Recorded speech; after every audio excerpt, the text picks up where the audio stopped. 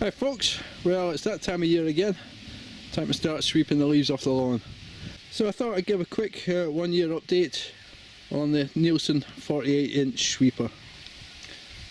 Now overall I've been quite happy with it. I've used it all last autumn sweeping the leaves, and then all through the summer sweeping grass.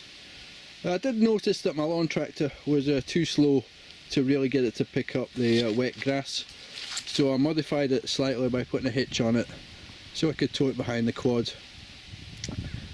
So I just took the old pin hitch off and just put a proper ball hitch. So that helps me, allows me to tow it a bit quicker. Everywhere else holding up quite well. I think probably need to tip this over a bit. There's a bit of wear, just empty them leaves out to sweep them up again in a minute.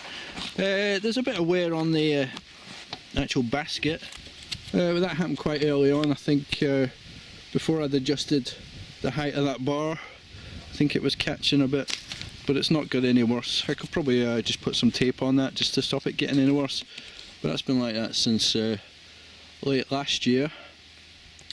All the brushes seem to be holding up well. Not a great deal of wear on those.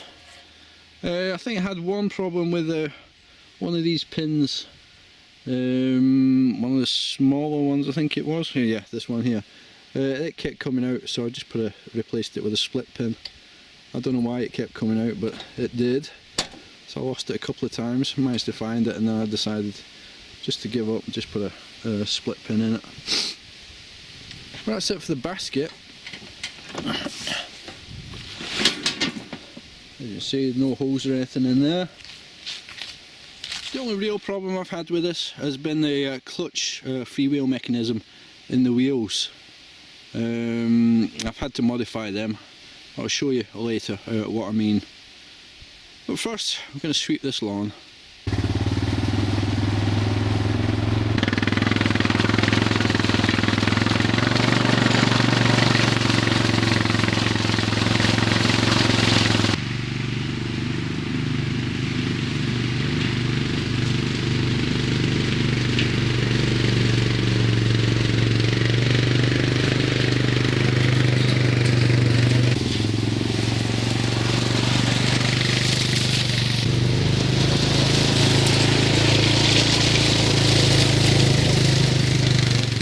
Now if you're wondering what I do with the leaves once I've swept them up, the answer's right here. I bring them over here and put them into this big crate to rot down into leaf mould to use on the garden. But I don't just throw them in there as they are. I use this long petrol vacuum to suck them up, because it has these shredder blades on it, so it actually cuts them down a lot further than what they are. Full size leaves, and it cuts them down into shreds. So I use that just to help them rot down a bit quicker. I find it much quicker using the sweeper to collect them all together and then sucking them out of the sweeper with this. You could just walk around the lawn with this and suck the leaves up, but I think that's a waste of energy and way too much walking for me. So I do it this way around.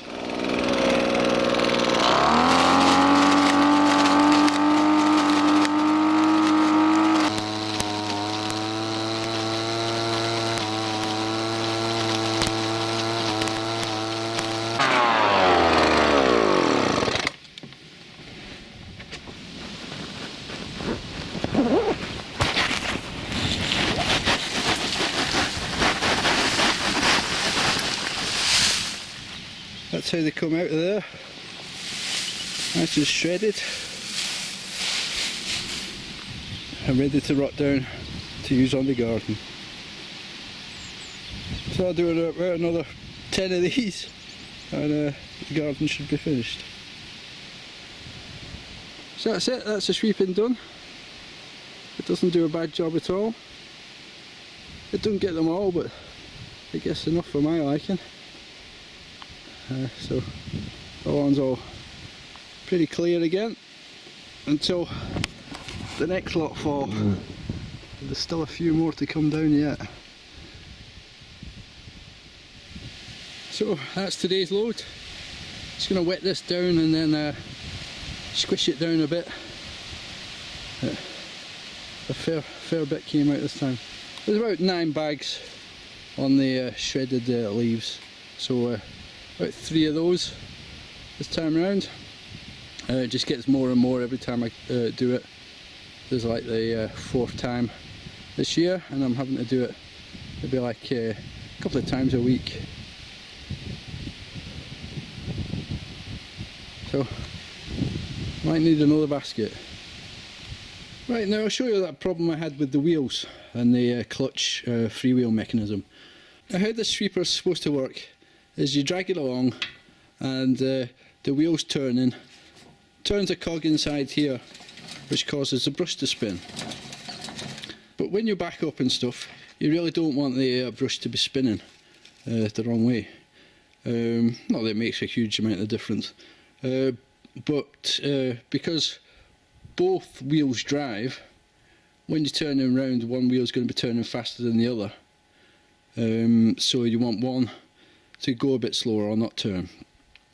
So they've got this kind of clutch freewheel mechanism inside the wheel assembly, which I'll show you in a bit. But what was happening was there's some grease inside this assembly and a pin that is supposed to drop down to engage the drive, and pop up to disengage the drive. And what was happening, the grease was stopping the pin from falling down, so the drive wasn't engaging. This might be easier if I show you the actual thing. But anyway, instead of doing this, what was happening was the wheels were turning and doing absolutely nothing.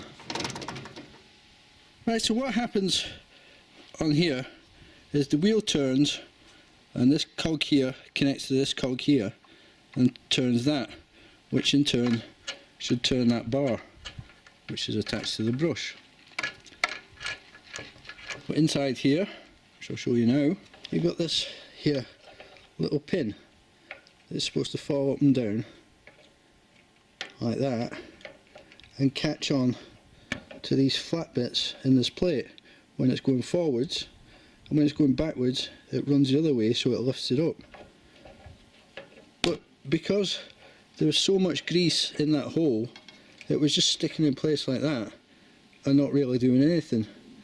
So I cleaned the grease out, thinking that would help, so it kind of is free to fall backwards and forwards like that.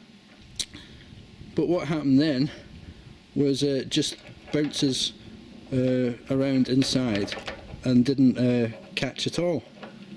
So it was like a delicate balance of getting the exact right amount of grease, or driving it about not doing anything for long enough for the grease to melt enough to be thin enough to allow the pole to fall. And I always find that impossible. I was having to take the wheels off and clean or re-grease these every time I used it, and it was like a real pain in the bahookie. So what I did on the other side was I bought some more of this round bar and cut a piece that was long enough, just take it over here,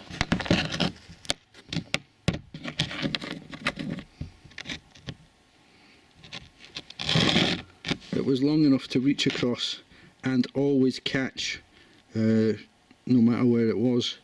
So basically what I've done is locked the wheel to the axle on one side, so it still allows it to turn freely because I've not locked both sides. As you can see, that turns when you go that way and it turns when you go the other way, which isn't ideal because it does skip sometimes and the brush doesn't turn, but sometimes that side does engage. But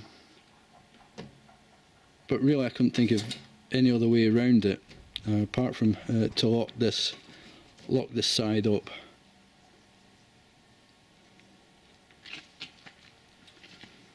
So as I say, that's the only real major issue I've had with it, has been these blooming things. So what we have here is some of last year's leaves. Just going to mix some of these in with some topsoil to use for planting this year's seedlings into. So, looks pretty decent.